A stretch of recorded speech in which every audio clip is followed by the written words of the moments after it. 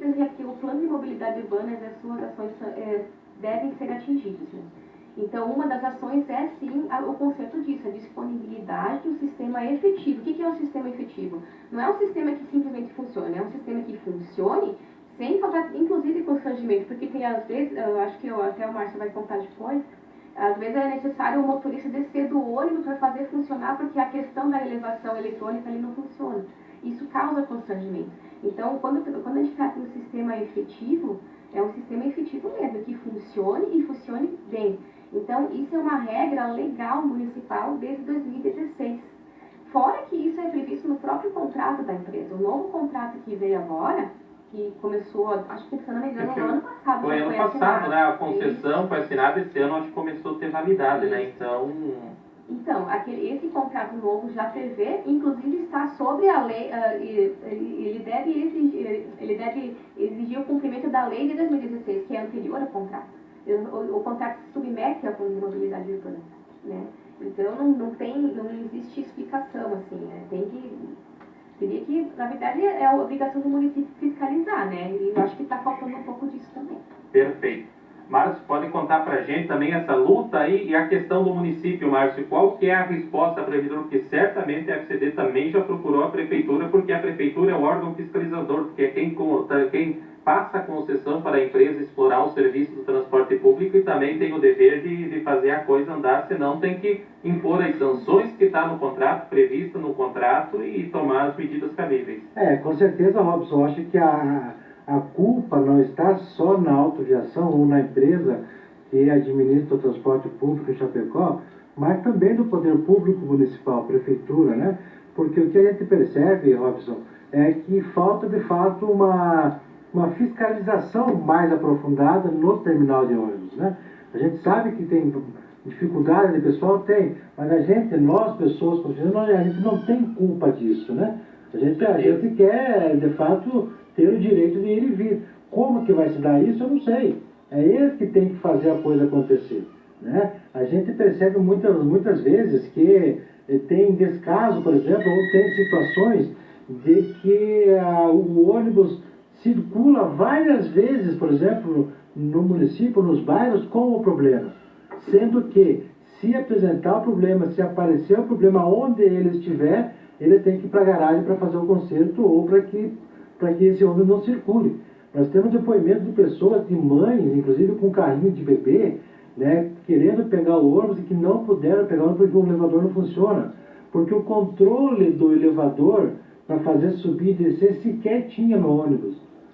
Para a estrutura do elevador, aquele motor que faz subir e descer o ônibus, não tem no ônibus. Ou seja, só o faz de conta, é só a fachada que tem o elevador ali. Não tem estrutura para que faça funcionar.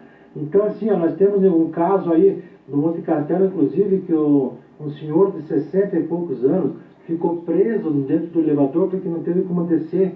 Teve que os populares, os vizinhos, tirar a cadeira dele. Ele é amputado, inclusive, não tem as pernas, ficou muito difícil para ele descer do ônibus.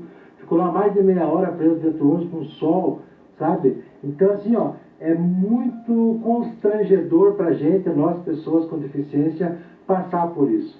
Mas aí é o seguinte, aí vem o representante da empresa e me diz que é o problema de uma peça. Não, não é problema de uma peça. É o problema de falta de manutenção, é problema de mau uso da estrutura que tem. Aí ele me diz o seguinte, em nota, me diz que existe vandalismo. Como vandalismo? Quem que é o pessoal que vai lá fazer vandalismo na plataforma do elevador? Me falou, inclusive, em nota que tem problema de roubo. Quem que vai lá roubar uma peça do elevador, gente? Porque o ônibus, em tese, fica dentro da garagem, né? Ou senão ele está no terminal, está rodando. Entendeu? Como que alguém, será que o Márcio vai lá roubar uma peça do elevador? Sabe? Então, assim, são desculpas muito vazias, né? Muito, vazias que não convencem. A gente não está acreditando que isso possa acontecer, sabe? Agora me parece que vai ter uma medida paliativa. Qual é essa medida paliativa? Vai ser só, de repente, passar a mão por cima, dar uma ajeitadinha ali, mas que vai continuar acontecendo? Aí ele me diz o seguinte, voltando de novo a falar no sentido de que A medida agora vai ser o motorista descer do ônibus, se não funcionar a questão mecânica, o motorista vai ter que descer do ônibus, vai ter que ir lá puxar manual.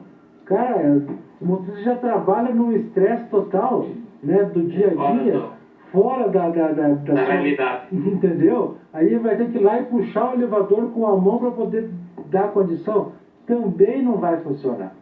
Também não vai funcionar. Então, assim, ó, o que a gente quer, nós, pessoas com deficiência, queremos, é que a autoaviação coloque a mão na consciência, faça de fato a coisa acontecer de uma vez por todas, porque senão a gente vai ter que usar aí dos meios legais, jurídicos, para alcançar nossos objetivos. Perfeito. 11h03, já até para a gente caminhar, daqui a pouco temos outra entrevista, passar de novo a palavra para a doutora Ana Paula lá para que ela possa falar sobre essa questão dos direitos, inclusive das pessoas com deficiência, daqui a pouco podem começar a entrar com ações aí contra a prefeitura em si, contra o poder público e também contra a empresa pela questão também do direito do consumidor, né? Porque queira ou não, a gente é um consumidor porque se cria uma relação ali, doutora Ana. Sim, é uma relação de consumo, tá? Muito embora seja uma prestação de serviço público, ele se caracteriza assim como direito de consumo ser pago por um retorno, né? Inclusive, é aquela questão da igualdade que eu falei, então é uma coisa bem grave, sim, né? E questões pontuais, inclusive, pode sim gerar dano moral. A questão daquele senhor, eu vi o vídeo, tá? O vídeo é estarrecedor. O senhor, ele sai da cadeira de rodas de dentro do ônibus e ele é amputado, ele vai com o braço saindo do ônibus. Inclusive machucou a mão, né? Sim. Machucou, é uma situação degradante. Tá te dando os morais, né? Daqui a pouco vai ter que, infelizmente, os deficientes físicos começar a partir para esse lado, infelizmente, né? Porque daqui a pouco cansa de tanto falar. Isso. A gente, de fato, fica aí a dica, eu acho que não é nem uma questão assim de você estar incentivando, mas se tiver problema no dia a dia, que as pessoas com deficiência procure a sua entidade, procure, sabe, as pessoas que os representam, né, para falar também da problemática, e se for preciso, sim, a gente vai entrar com danos morais, sim, a gente vai entrar aí com as medidas cabíveis, evidente, porque não dá para aceitar aí em pleno século XXI, em pleno, sabe, município com mais de 200 mil habitantes, nós ter aí pessoas que deixam de sair de casa, muitas vezes, por enfrentar esse tipo de problema. Vamos ficar com entendeu? Hoje em Chapecó tem muitas pessoas, tem mais de 15 mil pessoas com algum tipo de deficiência que estão em casa acomodadas ou muitas vezes deixam de ir para o comércio, deixam de ir para a cidade, deixam de sair de casa de repente, por ter medo de enfrentar esse tipo de constrangimento. Estão excluídos da sociedade, na verdade. Estão excluídos, né? Estão excluídos. Isso chama-se exclusão, né? Então a gente quer, de fato, mais uma vez, deixar aí o nosso alerta, deixar aí o nosso repúdio, né? Isso chama-se repúdio, porque a gente tem, sim, o direito de ir e vir e queremos que isso seja garantido.